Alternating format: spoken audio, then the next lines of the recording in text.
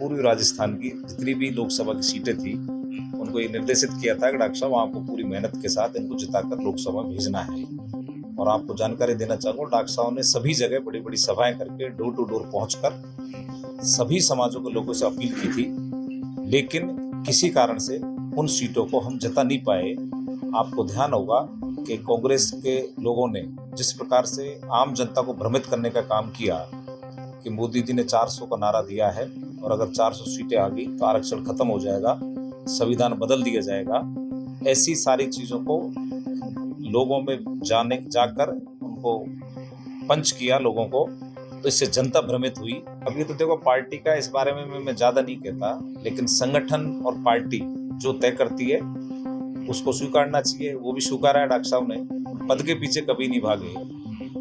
सबसे बड़ा पद जनता है, जो जनता के बीच में 24 घंटे वो सेवा करते हैं, और आज उसी के बल पर वो इतनी ऊंचाइयों पर बैठे हुए हैं। पूर्ण है कि बहुत समय से हम मांग कर रहे हैं कि महुआ को जिला बनाया जाए, लेकिन निश्चित रूप से मुझे विश्वास है कि माननीय भजन लाल जी उनके रहते हुए और मेरे कार्यकाल में निश्चित रूप से 100% हम प्रयास करेंगे कि महुआ हमारे रहते हुए जिला बन जाए। हम इस वक्त मौजूद हैं महुआ, और महुआ के जो विधायक हैं राजेंद्र मीणा जी हमारे साथ हैं। सर, सबसे पहले तो आपका राजस्थान तक बहुत बहुत स्वागत है। बहुत बहुत धन्यवाद।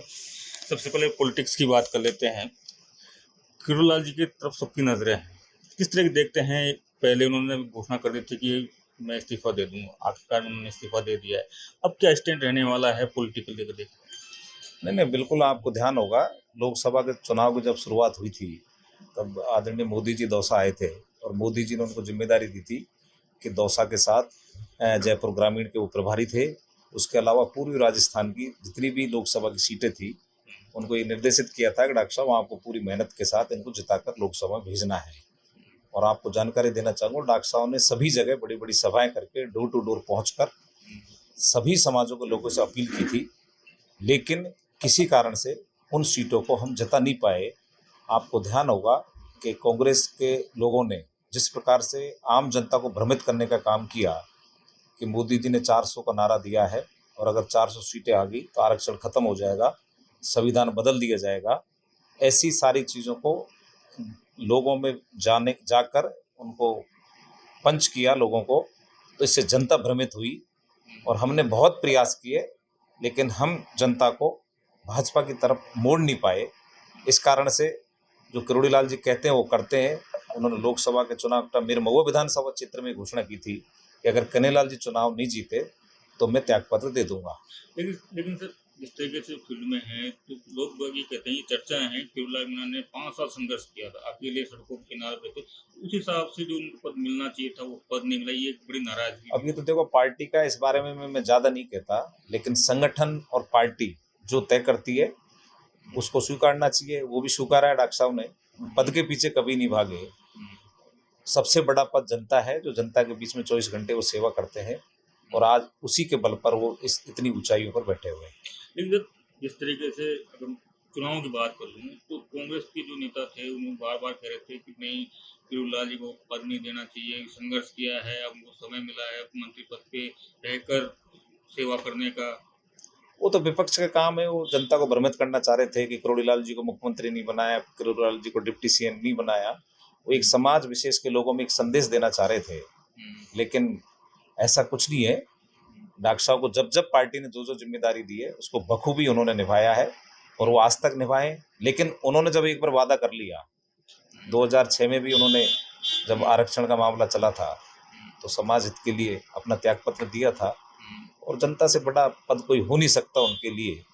और मैं तो ये मानता हूँ, वो मंत्री रहे या नहीं रहे, लेकिन जनता के दिलों के लिए, जनता के हितों के लिए वो निरंतर काम करते रहेंगे।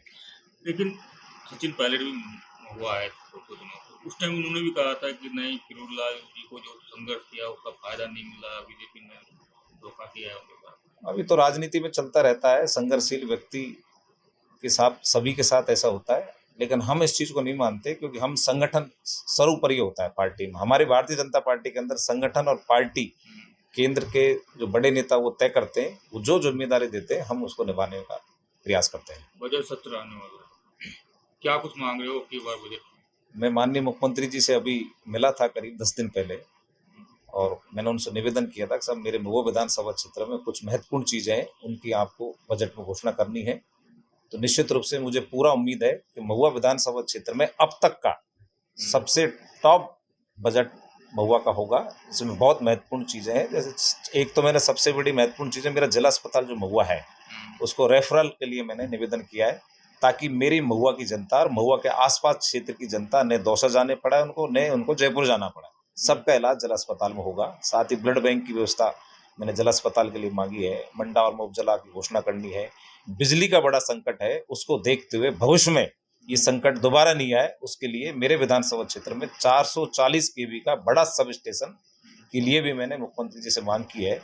कुछ पीएससीज हैं जिनको सीएससी में क्रमोन्नत करना है, और करीब 80-90 करोड़ रुपए की अलग से हमने पीडब्ल्यूडी की सड़कों की मांग की है।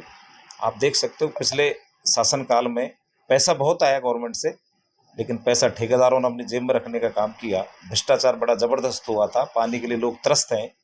आप जल जीवन मिशन में जितना जबरदस्त घोटाला हुआ पूरे प्रदेश के अंदर, और 200 जिले में सबसे बड़ा घोटाला मेरे महुआ में हुआ। करीब 20,000 करोड़, 40 करोड़ का घोटाला अकेले महुआ में हुआ।